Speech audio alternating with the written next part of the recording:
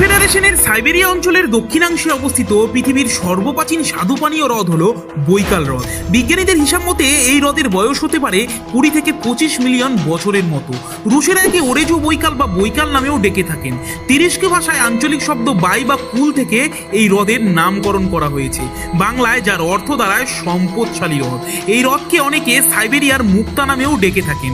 সাধারণ জ্ঞানের বইগুলিতে বৈকাল হ্রদের পরিচিত হচ্ছে পৃথিবীর গভীরতম হ্রদ হিসাবে।